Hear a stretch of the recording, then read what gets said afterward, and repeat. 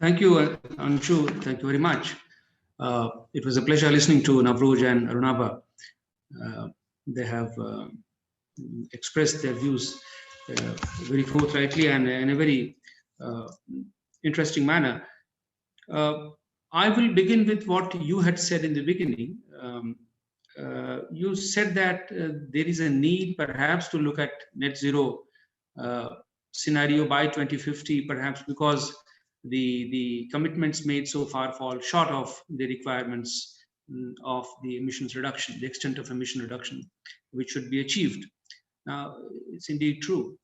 The other part is that this entire momentum, this concept has gained a momentum and a life of its own because the Americans are back in the game.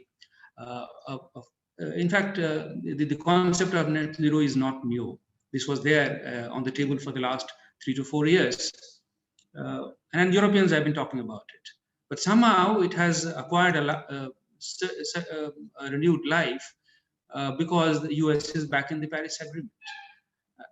But the US is suddenly now talking about net zero. So should we also start talking about net zero, and if the entire world should start talking about it in with the same degree of emphasis and intensity?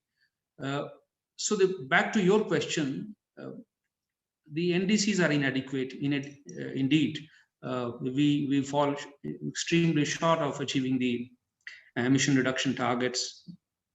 In fact, the NDC synthesis report, which has been brought out by the UNFCCC, puts the point very efficiently and effectively that the total impact is not more than 1%, whereas the IPCC expects it to be almost 45% by 2030. So how do we go? Can we achieve this if we have a net zero target by 2050? Or can we, does it really bring that momentum into the emission efforts of various countries? So my take is a little different here. I have always felt that target setting, because when we talk about net zero, we are talking not only about international commitments, we are also talking about domestic emissions trajectory here. But unfortunately, the entire climate change debate, gets caught in the, this international diplomacy. Everyone is being pushed by the other in a kind of competitive scenario. So we are here in the field of international negotiations when we talk of net zero. We are not talking of a domestic. We have so far not talked of a domestic strategy. We have actually not evolved a strategy so far. The NDCs of India talk of only 2030. The only two the modeling studies which Arunabha's organization has done, and the other one has been brought out recently by Terry Gilshell, they do look at this entire scenario in a certain limited perspective. But generally, everyone has looked at the emission reduction efforts in 2030 terms. And so my own feeling is that we need to intensify our efforts certainly towards emission reductions, but in a time frame which is manageable for us. We can't actually see so far into the future that we can make a commitment right away here. So what do the studies tell us if we are forced to look at 2050?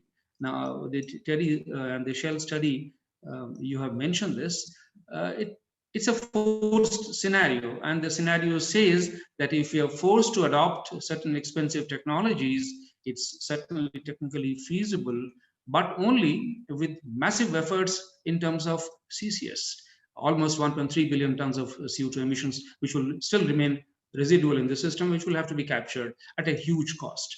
Now, who bears the cost? Not only of CCS, but also of scaling up the renewable energy from 450 gigawatts, which Prime Minister has committed. It has to be scaled up to anything in the range of 7,000 gigawatts by 2050. Now, who foots the bill?